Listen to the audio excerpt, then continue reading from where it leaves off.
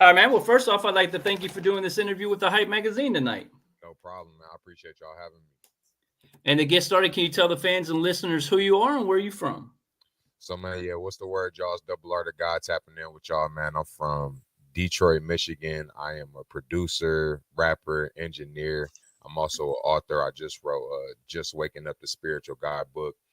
That's one of my latest releases. I started off just making music at a young age. I started off playing piano. Okay. Slowly moved into the trumpet. Started playing band and stuff like that. And then, I'll talk about it later, but the way that I got my platform building up was actually on TikTok. I started breaking down words. There's this series I have called Words Are Spells where, I talk about different things like good morning, like how we're not supposed to say morning because that's something that you do at a funeral. Yeah, facts. It's things like a bank or a river bank. Like another word for currency, another word for money is currency. Yep. And money flows through a bank in the same way that water or currency flows through a river bank. And the words are similar. So I started off doing that, just breaking down words. And I had built up about 350K on my TikTok in about 8 months. Congrats. Thank you. I ended up getting banned from TikTok after the 8 months. I ended up rebuilding it back to about 250K. They banned me again. But in that time frame, I was able to build my Instagram platform up to about 100K. So that's basically a little bit of my story as far as how I developed my platform and what I've been doing. And in the meantime, I've been working as a producer with other artists. Yeah. Dope. Now, with you being from Detroit, I'm from Indianapolis, Indiana, so I'm very familiar with Detroit. Did it make it harder for you or easier for you to get started in the music industry? From being from Detroit? Yeah. Man, I feel like it makes it harder being from Detroit simply because of the culture that's here.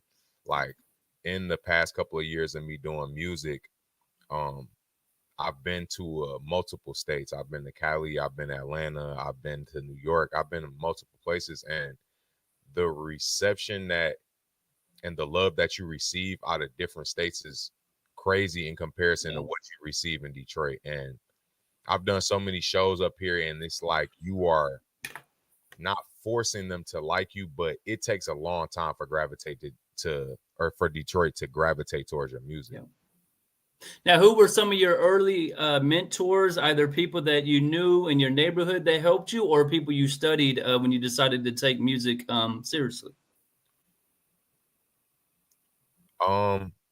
So it was a couple different things. As far as close to me, my brother and my older cousin Rudy, okay, and one of my closest friends, Sonny, they're all about the same age difference, older than me, and they really helped curate my taste in music. Like my brother, he was always playing Lil Wayne, Dedication, Ludacris. So I grew up a big Lil Wayne fan, and as I got a little bit older, I started developing my own taste. My mom also, she also used to play a lot of Alicia Keys and John Legend and old school music like that. So that's where I got more of my taste from the piano. And then my older cousin Rudy, he introduced me to J. Cole. So I started looking more into his music. So I had like a nice little variety. But as far as like artists that I respect, I would definitely say Wayne, Kanye, Cole, Kid Cudi, Rakim. It's a bunch of artists. Timbaland, as far as producers, Southside, the list could go on. To be honest. So you said you started kind of musically first. You were doing instruments. How did you make the transition to an actual artist? And were you an artist first, or were you a producer first? So it's crazy because it started off at school in 8th grade. We were in school. We were the kids in class used to be rapping, and I would be making the beats on the table. Okay, yeah. Yeah, and one day I went home and I'm like, yo, I want to write a rap, like rap today. You know what I'm saying? So I went back home, I wrote something down, and I think it was to Mac Miller Snapback instrumental. And bro, when I wrote that, I felt like that was the coldest shit I had ever wrote. And I'm just like, I went back to school the next day. I had the paper in my hand, and I was like, "Hey, y'all gotta hear this. Y'all gotta hear this." So I'm just in the hallway, rapping it to them. They like, "Yeah, that's sweet." So after that, it was like, "Yeah, this is like a rush for me." So Yeah. after that, I just continued doing it. I ended up running into a friend who also recorded music, and he knew how to use Mixcraft at the time. So he had his own microphone and everything. So I'm like, Yeah. he was like, "Yeah, man, I'll be making music too." And he was like, "We can go back to my crib and record." So I'm like, bet. So when I went back to his house and seen the setup, and I'm like, all he had is a mic and a laptop. Yeah. I'm Yeah. yeah, I'm like, it's over. I'm like, I got a laptop already. Now I just need to go get a mic. So I went to go grab my mic. And then after that, it was like I just slowly start building piece by piece. And by that time, 8th grade, I had just got done with band because I had been in band for since about 4th to 7th grade.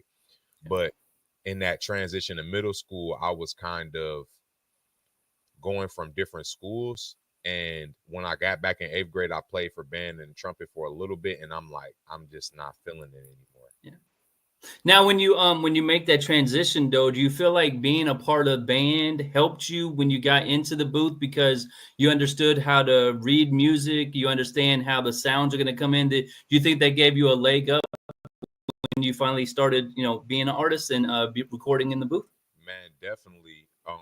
Not so much in the recording aspect, but just sonically overall, knowing being able to read music in the 4th grade when I look back is just crazy because it's Yeah, difficult for people to even understand.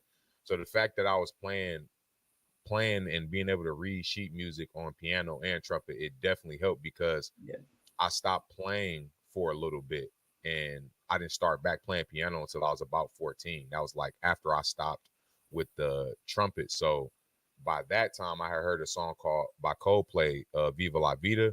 And I was yeah. like, I gotta learn how to play this song on the piano. And I learned how to play that song. And that was like the kickstart for me getting back into piano. And since then, it was just slowly building. So in that time frame of me getting my microphone, getting my interface speakers, I'm like, I might as well learn how to make beats too. And Yeah. that was when I was introducing to one of my friends. So I definitely it learning the sheet music now helps more. It is helping more now than it ever was. Now, you mentioned being a producer. I know you've worked with some pretty dope artists already in your career. Can you give us some of the names that you worked with and how you met them and got the opportunity to collaborate? So yeah, some of the dopest artists I've worked with, uh an artist from Detroit. His name is Big Hurt. He's really big out here. He's a legend. He was actually in my basement. It's crazy because I engineered out of my house, so I've had a lot of these people in my home. Okay, so they pulled up on you. Dope. So that was a lot of it's through word of mouth and just through features and stuff like that. So a homie of mine, he was doing a feature with him, so I was able to record some of his vocals. Uh, Rio and Mike were down here. I got to record some of Rio's vocals. Like this was like right when he was buzzing, Yeah. like moments before he popped off. So I actually got a picture with him down here. We recorded a couple songs. He did that with Leeway. Um, Sadababy and All Star JR engineered some of their vocals, working with a few artists. Um, How did you meet Sadababy? He's a pretty big name out here in the game right now. How did you get introduced to him, and what do you think it was about your engineering ability that made him want to keep working with you and doing the music together? well, actually, the way that I wasn't in the studio with him. I Okay. was mixing some of his vocals. So one of my clients at the time actually was Miles. he was he was doing a collab with Sadababy and JR, so I was able to mix their vocals for that song. Oh, that's dope. And then I know you also worked with the legendary JadaKiss, and I can tell by your song ability. I've listened to some of your music. You're a barsmith. You got a lot of dope lyrics, and I can tell you're really passionate about the craft in itself. So, what was it like working with JadaKiss and getting to work with one of the top 5 MCs of all time, kind of? Yeah, man, that was dope too. That was actually through another feature too, through Young Pharaoh. He actually was getting ready to do a tape with him. They actually never made a tape, but they were working on some songs and he wanted me to produce the beat for it. So that was the time I really got to lock into Jada sound and just build something around both of them. So that was dope. And that was one of his favorite artists. So that was like a full circle moment. Is it hard to do something like that when you're working with a legend? You know, you work with the people you work with, but when you have someone like Jada come in, does it get you get butterflies? Does it get any kind of intimidation to you, or just another day at the job? Honestly, like when you love this, like how you do, when you get that opportunity, it's like I've been waiting for Yeah, this. I've been yeah, waiting for this. So it's like I'm definitely about to go hard. And it's always those moments that just push you so much further into your music creating ability.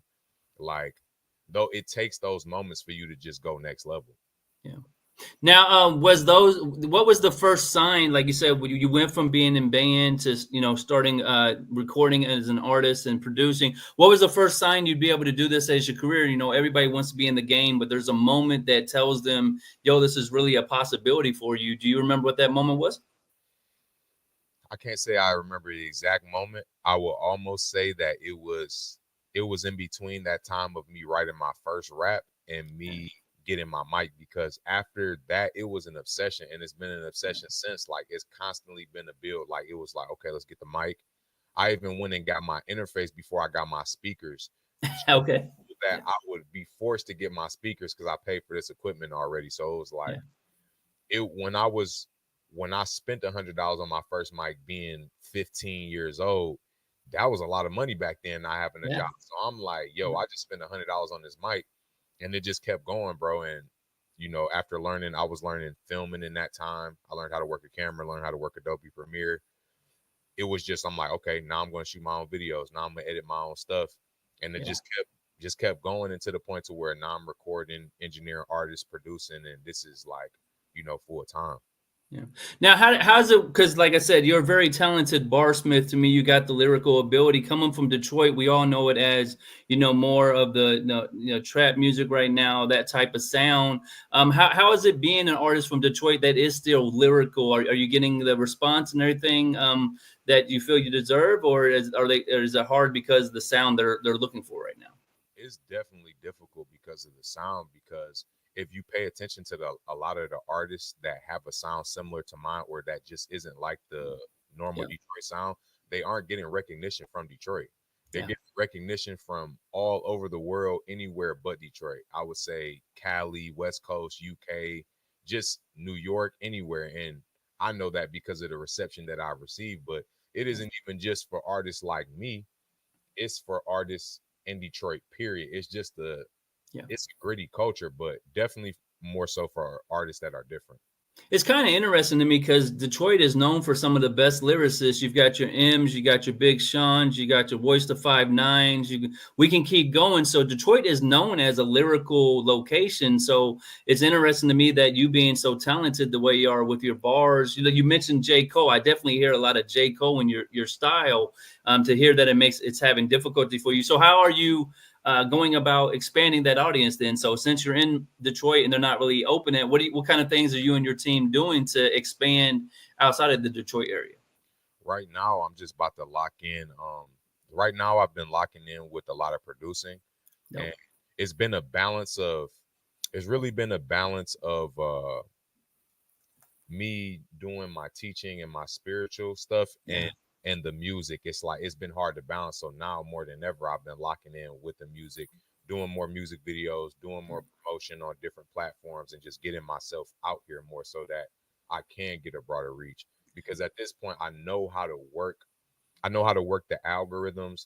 I Yeah. know how to work the viralness of it. It's just about now constructing it for the music. Because Yeah. I had, my plan was to push my conscious platform to a point to where I could release music and do things on my own in a certain way. But due to, Mm, due to the way that I'm keep consistently getting banned, it made me have to yeah. format my process, which I'm locking in, and I'm like, okay, I got it now. So now, So not to get too nosy in your situation, but you said you go on TikTok, you develop this amazing audience, and you get banned. Was it content you were putting out that was getting banned? Was it the responses you were getting? Like, do you remember? Do you know what it was that was causing you that issue? so I literally was just breaking down words. Like, Yeah. in the example that I gave you, like how when like our government runs on maritime law, which is Yep. considered the law of the water. Yep. And that's why we have things, we call them friendships, relationships. There's so many different spells in these words. Like Mhm. when a ship gets birth, a woman also gives birth. A woman has a navel. You also have a naval base. Um, it's so many different things. Like we call babies precious cargo, and that's what ships carry. Yeah. It's crazy. So I was just literally breaking those words down. I wasn't cussing. I wasn't doing anything. I wasn't even showing my face. I was just writing it out as I explained it on a whiteboard.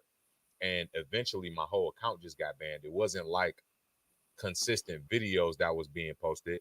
I mean that they were banning. It was just Yeah. like it just happened. And then when I reposted all of those videos again, it cycled back into it, and I was able to reach my similar amount of following. And then I reposted somebody else's video, Yeah. and then after that, for like 2 or 3 months, I hadn't posted anything, and then my account just got banned. And they said that it was based on the video that I reposted, but the video that I reposted had like millions of views, and it was still up. Mm. So I'm like, it was crazy. Yeah, it's pretty cool because you're an artist, so double entendres is what we do. So you're just basically telling you this is one word. Here's how you think this word is, but as an artist, it could have this meaning, it could have this meaning. So I wouldn't know why that would be considered to be, negative. But how do you overcome that? Like you said, you build it twice, you get a lot of fans, you got a network that you've established, and then they shut you down. So you move to Instagram now. How do you deal with that? Like, do you keep positive during that moment? Do you feel like the world's against you? And then what was the motivation to keep going? It's always going to be your perspective on it. Yeah. At first, it's definitely rough because when it happens, you have that moment of realization, like, wow, I could build something and spend so much time on it, and it just be Yeah. taken away like that. And there's nothing you can do about it. Yeah. Nothing. The craziest feeling. So to do it and then to do it again, and it happens, it's like, okay, now I got to do something different. I thought maybe this first time it was just okay.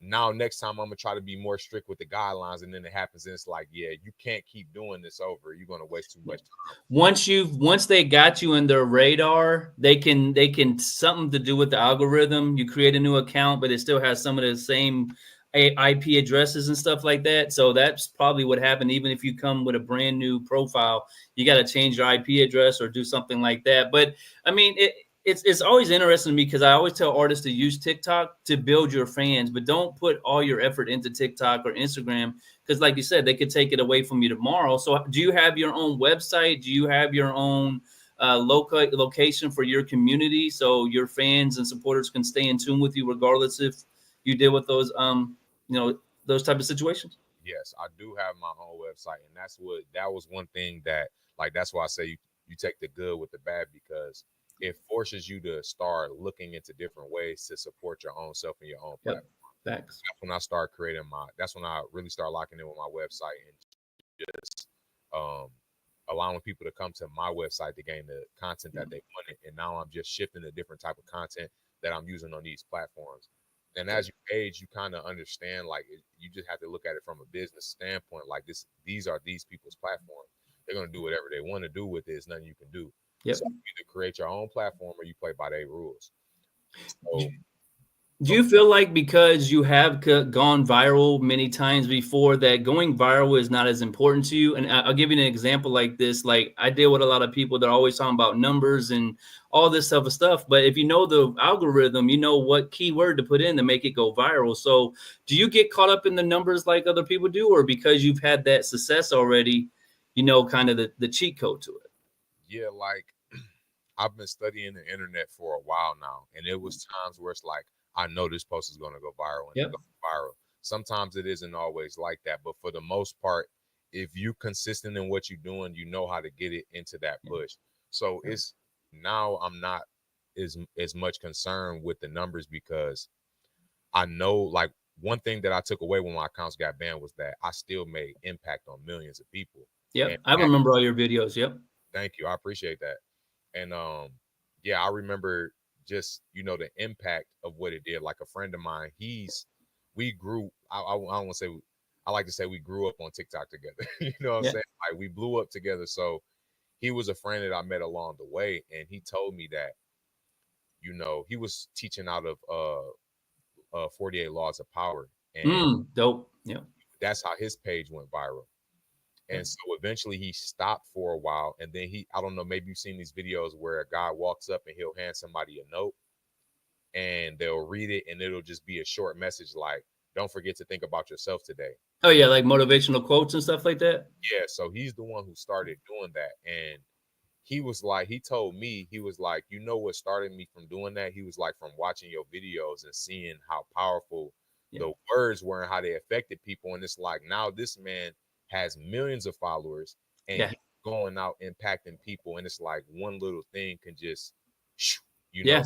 that's what I take away from it. So views are cool, but views don't equate to money and views don't equate to a following either. Now you got the new song Churchill Downs. Amazing song. Like I said, I love your lyrics. I love the way you handle the words. You got the words in the background with the the lyric video and stuff. What was it like putting this song together, and what made you pick this one to be your new single that you are pushing at this moment? Man, so I've always been a Wayne fan, and Yeah. Wayne is famous for tearing up other people's beats. So that's just one thing that I like to do when I hear one of those beats. It's you could always take a verse and throw it on something else, but Yeah. it's not always how it's supposed to be. You gotta just give out what the ether is giving. So Yeah. Churchill Downs was one of those beats that I heard that I was like, yeah, I gotta rap on this. Yeah. I ended up working with Clark and Kari Visuals and Mikhail. He actually acted in the video, so shout out to all of them. We Oh. we just came together, and that was one song that I'm like, I wanted to promote. We actually shot that back in January. Um, Okay. we couldn't find the right editor that we wanted for the video, so we just kind of sat on it for a little bit, and once we found it, we pushed it. And yeah, that was just one that I'm like, I haven't dropped a video in a minute. Let's come back strong. When did I seen you made a alert recently that it was a new video drop, and has it already been released, or is there a date for the Churchill Downs to be available? Oh no, it's released now. It's out. Okay. Yep. Is it on your YouTube page? Where do people go to check that out for you? Yes, they can find it on YouTube, and the link is in my Instagram bio. And then, did you get any pushback because you're using the song, a beat kind of that's already known? Did anybody give you pushback on putting your own style to that, or did they encourage that for you? Um, Pretty much what I've seen, everybody pretty much liked it. Only Yeah. people that's giving me pushback is YouTube. They Yeah, copy. yeah. Well, I always love when I help a lot of artists, and I always tell them if you're trying to develop yourself a new fan base, you're new to the game, go grab one or two or three songs that are supposed to be untouchable and go kill that thing. Because if they believe it's untouchable and they remember your verse after the song's over with, like go pick a Tupac Changes and then you put a spin on it to make them say, "Oh, I remember his better." You'll have a lifelong fan forever, and you don't have to spend as much money on these algorithm games. Just hashtag the artist you feature. So I think that's a really dope idea. You also are an author, so I want to highlight that for you. Just Waking Up, the spiritual guidebook. How did you get so into your spirituality like this, and what made you want to write a book in the first place? So my spiritual journey started when I was young too, like 14, 15. Me and my buddies at the crib watching videos.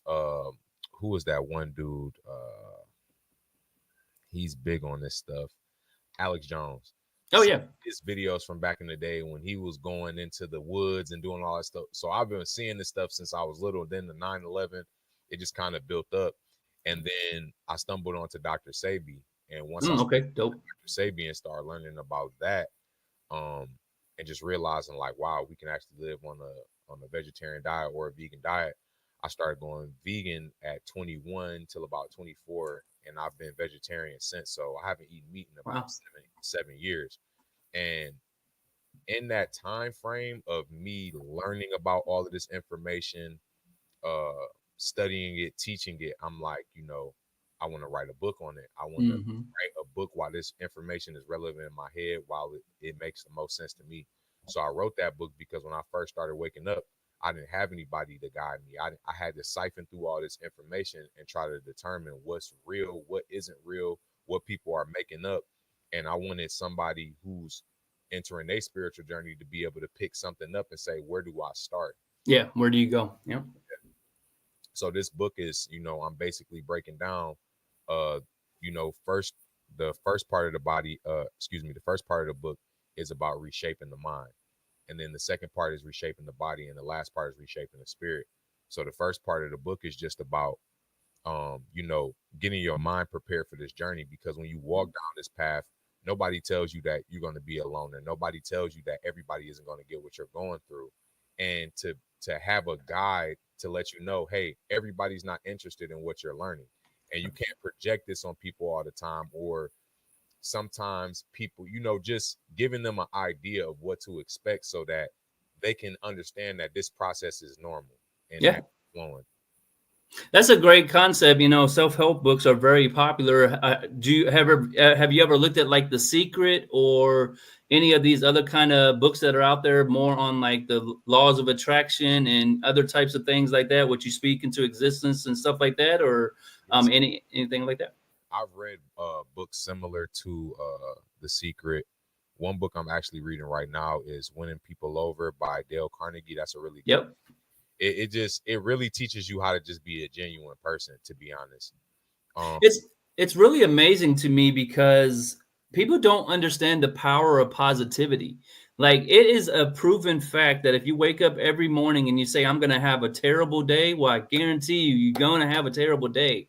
But if you wake up every morning and say I'm going to have an amazing day, guess what? You have an amazing day. It sounds cheesy, but if you really get into that and you program your brain like that, it's true. Like I've seen people that overcame cancer because they wouldn't allow themselves to say I'm sick and I'm gonna die. They said no, I'm healthy and God's gonna survive, help me out of this. So, with talking about spirituality like this, like did you have any teachers or anybody who helped you write the book, or I mean, go through the process a little bit about how you create a book? I can tell you're young, so how did you even know how to get that started?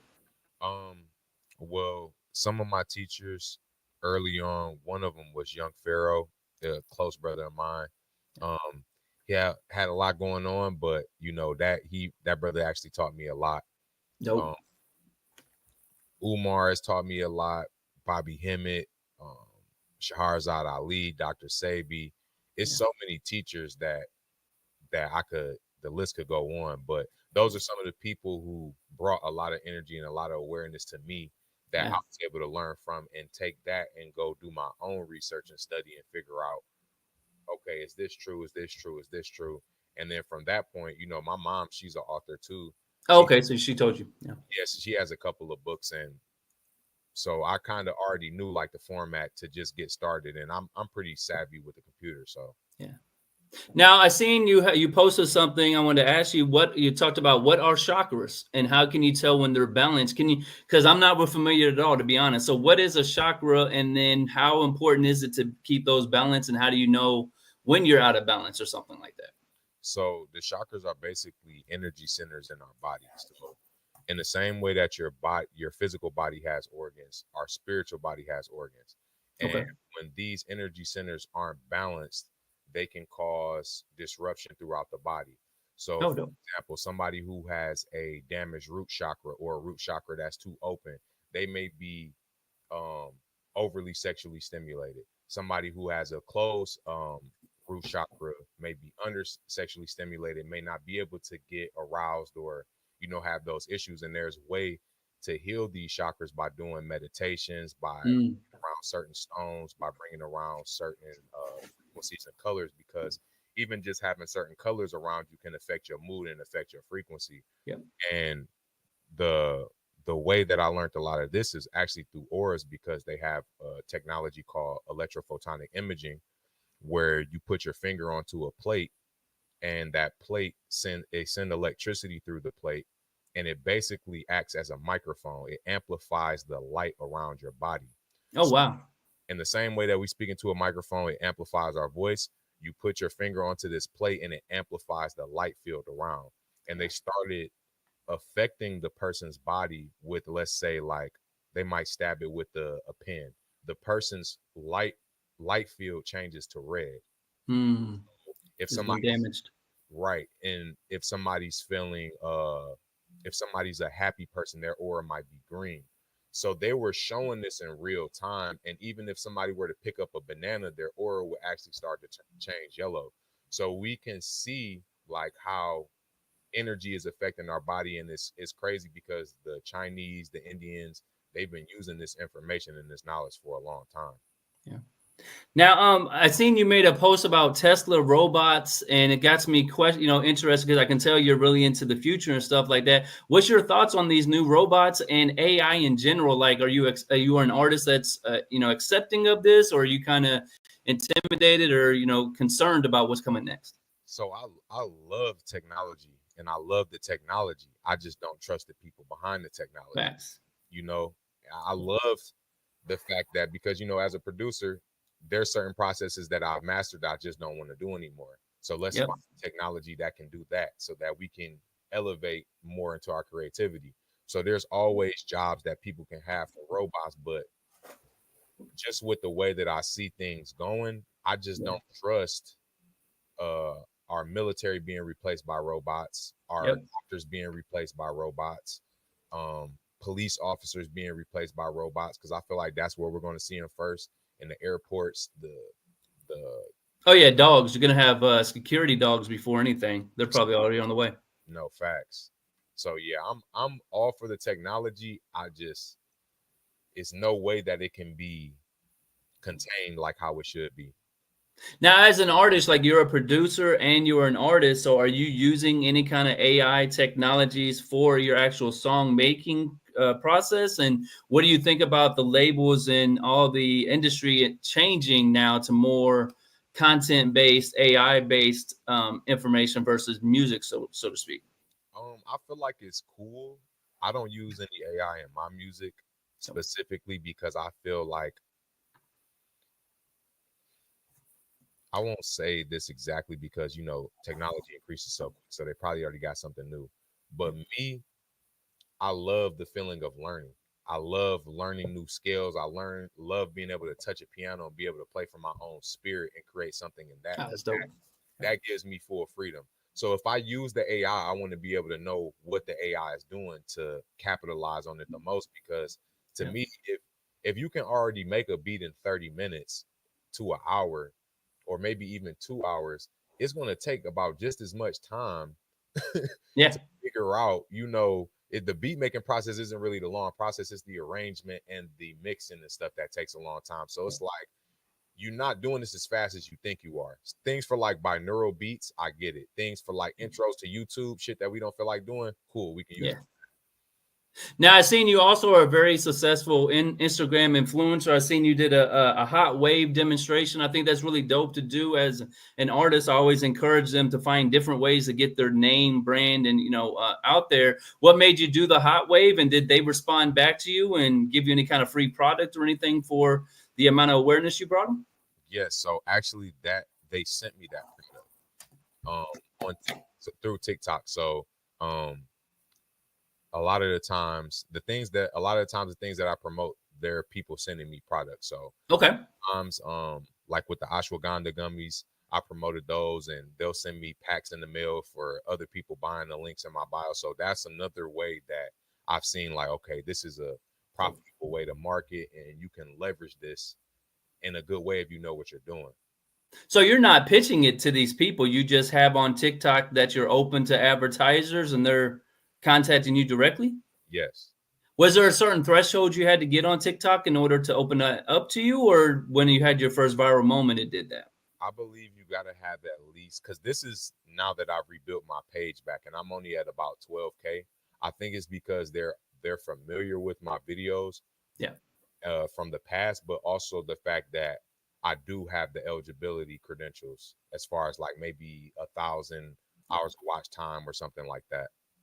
Are you repurposing that old content since they took it off of your old profiles? Are you now using it again in this on your new pages, or are you just trying to create all brand new content each time? Yeah, I'm just creating brand new content at this point. Okay. Like I haven't even necessarily been making as much spiritual content. I haven't been making it in the same way. I'm actually getting ready to start a podcast in the beginning of this year. So I'm Okay. shifting over my whole method as far as delivering content. So Yeah. I'm kind of starting fresh, which I feel like you have to do as an artist sometimes. It's just like times are changing. It's time for me to shift into something else. This is what I'm feeling. So this is what I'm about to do. Yeah, you're right. The times are changing in the industry where if you're not figuring out what the next step is, you could be left behind a little bit on that. Now, you have the spirituality thing. You're a dope artist and a producer. Have you ever thought about taking a page out of like B.O.B. and making a music that's centered around spirituality? Maybe, a volume 1 is when, volume 2 is, I mean, whatever you want to highlight like that. But have you ever thought of combining those into the music you're making? Yes, definitely. And I have in recent projects, I'm getting back more into it. It's just about finding that balance because to Yeah. me, a lot of music that's spiritual is just corny. And as much as I can understand it and process it, a lot of it isn't good. Yeah. But I also don't just want to talk about, spirituality in my music either. I want people to be able to resonate and connect with my music on a level deeper than that, if that makes sense. Like I want you to feel my music. Mm, I like to use I definitely have different styles, and that's why in my music I kind of create different styles so I can express myself in different ways and yeah. people can kind of understand what vibe I'm in when I make this song. Yeah. So we've highlighted a lot about your career so far. What was the highlight to you? I mean, if you look back over your career, what was one of the moments that stands out to you, or that you would say is not your favorite moment, but one that was maybe your proudest moment, or like I said, something your family really got excited about? Um, I would definitely say the features that I've had that I've worked with some of the people like Rio, JadaKiss, like these people that we done looked up to. People like Jada has been in the game for so long, working with Ralphie, being able to work on Sada's vocals. It feels good to just get closer and closer and to know that your work is paying off because you wouldn't be in these spaces if you weren't. Yeah. Um, Reaching 350,000 followers, hitting millions of views on these platforms, even hitting millions of streams on some of my streaming platforms as well for some of Dope. my songs. So that's been dope. Now, do you have any advice for someone who's new to the music industry? Either they want to be an artist or a producer. Any advice you would give them into making music in today's new industry? I would just say it's just being authentic and Yeah. being consistent. Like I know consistent sounds so cliche, but if you're working out 3 days a week versus five, Yeah. and but you're doing it every 3 days out of the week, you're gonna go so much further and harder than you would if you do 5 days on, 5 days off, 5 days on. So it's really about just setting a goal and figure out how you're going to achieve that. And it's going to come in due time. Yeah. Yeah, I love that example because so many people think they got to go to the gym and max out 3 days a week. But if you go to the gym and do 20 pounds every day consistently and you never miss a day and you do the same thing over again, that 20 pounds will get you in better shape than those massive weights. Sometimes we think we have to have something major happen, but a lot of times it's just consistency. I'm sure with your TikTok, you just consistently posting those words, they grew to know you do it, and then they start tuning in without you having to spend any budgets. How important is a team to you, and who are some of the team members that help you do what you're doing in the music or as an author and everything? To be honest, as of right now, like I've been doing majority of this by myself. Uh, Okay, dope. Outside of I currently am working with one of my brothers, Sam. He's managing me right now. Salute, And Sam. yeah, and Sincere as well. She's been helping me too. But Yeah. up until them, outside of like production and stuff, all of this stuff has just been I've been doing it myself. The engineering, the mixing, the producing, the groundwork. Like I've been doing it myself. Yeah. How did you get Sam's attention? Sam's doing a lot of amazing things. I've had a chance to talk to a few people that he's helping right now. How did you even get his attention? Man, I've known Sam that we go back. Like that's one of the first people I met outside of my family. So Oh, okay, dope. I've known Sam since like I was in kindergarten. So we've been boys for a minute.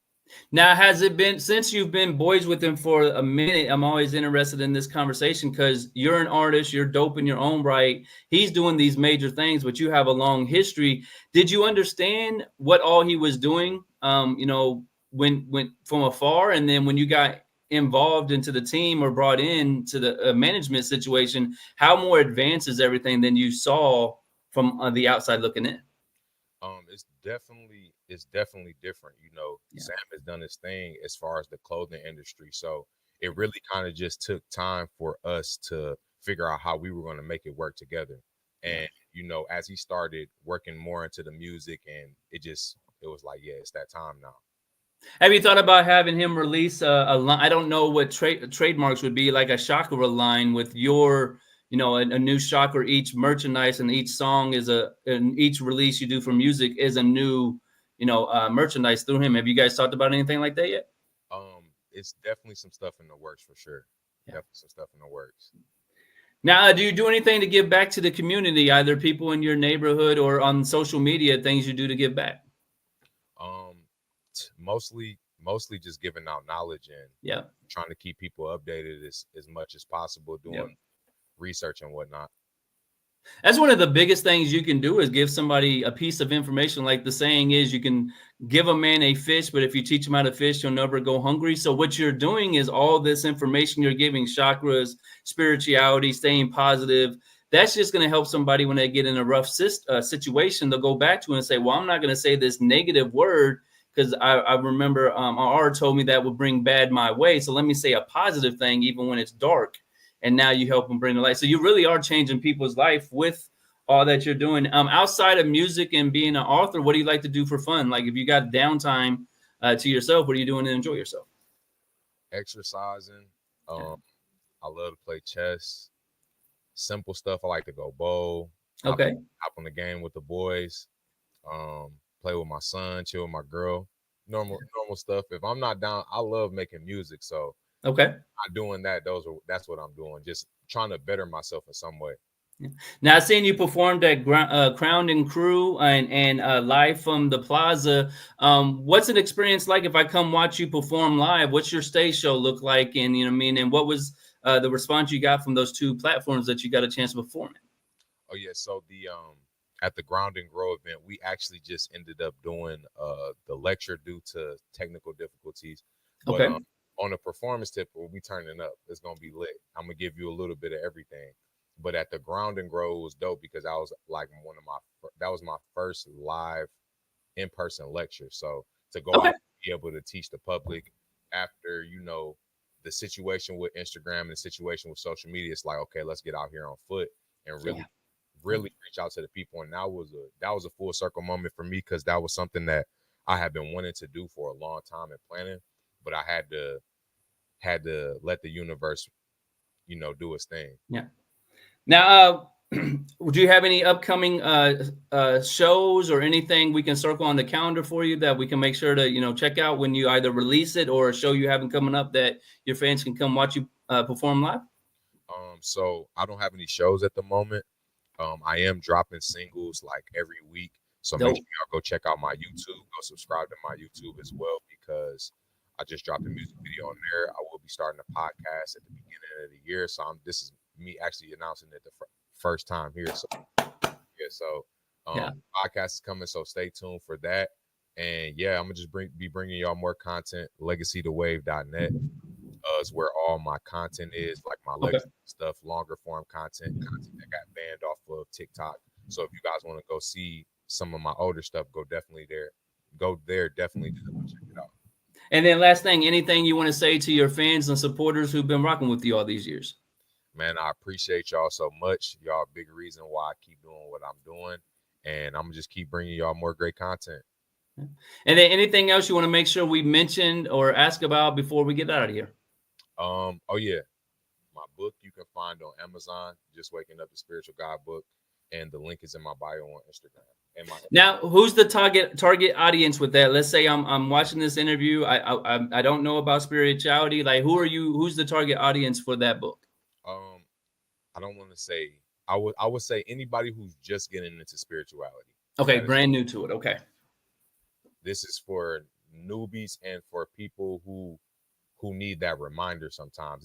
I feel like this is a book, if in spirituality at all, just to have on your shelf. Definitely, man. Well, I appreciate your time tonight. I hope you have a great night. I appreciate you too, brother. All right. Salute. Have a good one. All right. Peace.